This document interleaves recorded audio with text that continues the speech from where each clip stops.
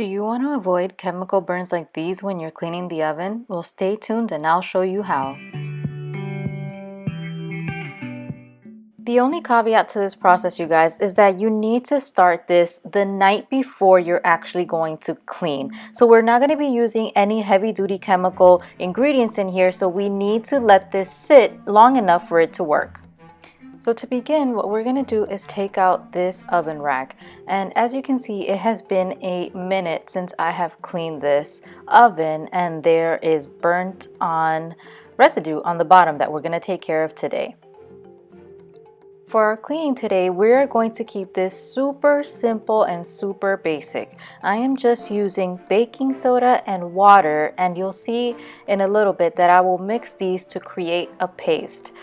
This is as simple as you can get. Of course, if you want some added power here, you can add some lemon essential oil just to cut through any grease, or you can also add tea tree oil as an additional disinfectant. Just remember that this is going to go into your oven, so you don't want to use too much because then it will leave a film inside of your oven.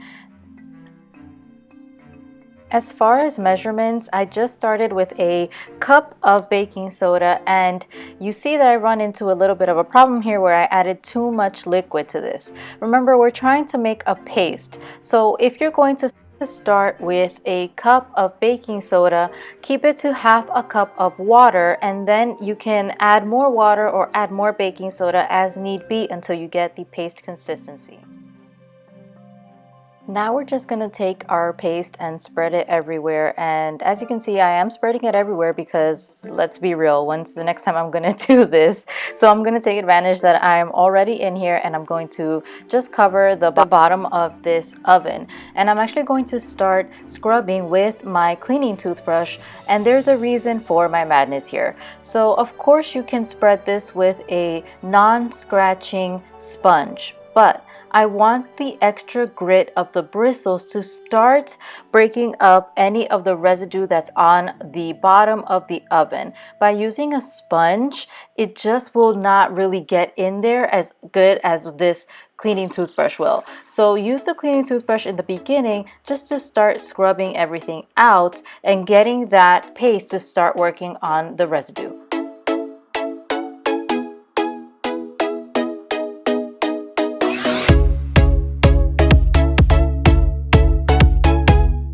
So good morning, you guys. We are on to the next day where I have let this sit overnight, and I'm coming downstairs to check on it, see that everything is dry. And here you can see that I am going to start spraying this with vinegar. When we spray it down with vinegar, it's going to cause a chemical reaction that's going to make the baking soda bubble up, and it's going to start letting us lift everything up with a sponge. So here I'm just going to start scrubbing everything and making sure that it's getting all scrubbed up. Something I forgot to mention is that I am using an infused vinegar. So what I have done is let the rinds of a lemon peel sit inside of the vinegar, and I'm using that infused vinegar to clean this oven. If you want to see a video on how I create infused vinegars for cleaning, leave me a comment below and I would be more than happy to create that video for you.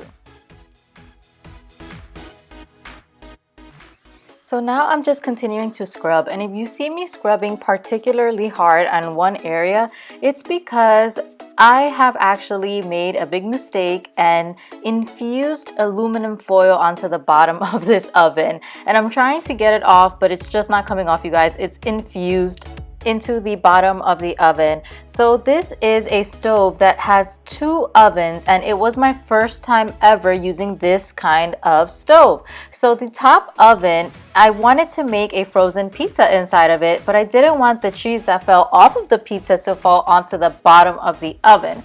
So I lined the bottom of the oven instead of the rack, just like a rookie. And what ended up happening was that when the oven heated up, it infused the aluminum foil into the bottom of the oven, and now it's permanently stuck there. There's nothing I can do about it. I have tried many different things to try to get it off, and for the most part we could get it off, but you'll see that there is still residue there that just has not been able to be peeled off. So I just showed you on the sponge that the residue that was caked onto the bottom of the oven wiped up absolutely no problem at all. All I did was scrub a little bit. Everything had softened, so it was very easy to just clean it up. And in the beginning of this video, you saw chemical burns. This video was inspired by my sister who actually got those chemical burns. So that is her elbow that was burned when she was cleaning her oven with a brand name cleaner who shall remain nameless, but it did burn her. And this video, I hope, can help you to avoid that same kind of pain and suffering. There is absolutely no need for it, you guys. This will work on absolutely any oven. No matter how bad you think your oven is, this will work. So if I can get even just one person to no longer be burned by these chemicals, I will consider this video a success.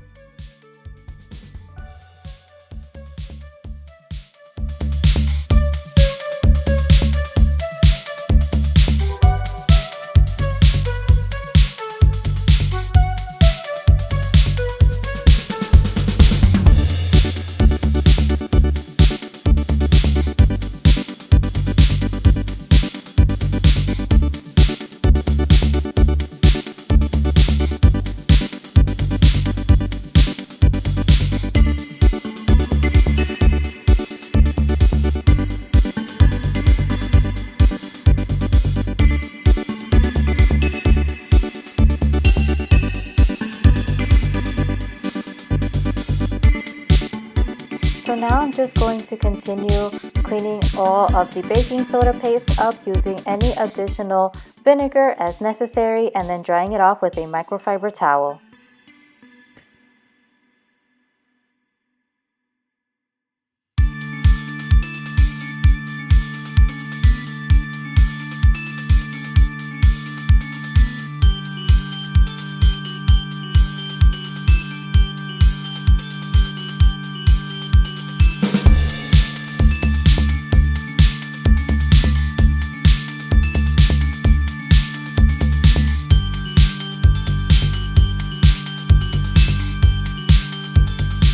And we are all done, you guys. Here you can see that the oven is now nice and clean.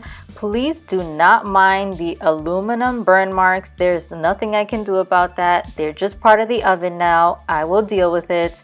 But all the caked on debris and residue is gone with no chemical cleaners necessary. Please, I don't want you to burn yourself with these chemical cleaners if you don't need to. I know that they are very popular, but they're just not necessary. This is an alternative that is much healthier for you. You won't be breathing in any of the airborne chemical that gets in the air when you're spraying it, and it also is much better for your family.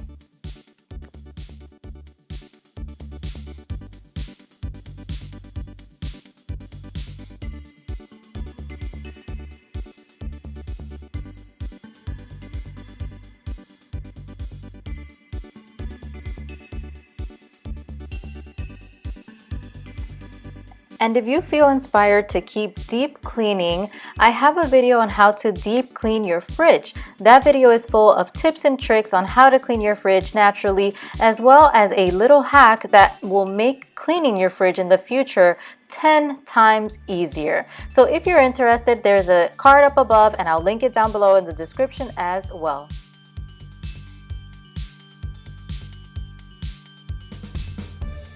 And if you enjoyed the video or found it helpful, make sure that you give it a like. I also want you to subscribe and hit that notification bell so that you can be made aware of when I post. I post once a week and I want to see you back here again, so make sure that you're subscribed. For now, I'll see you next time. Bye!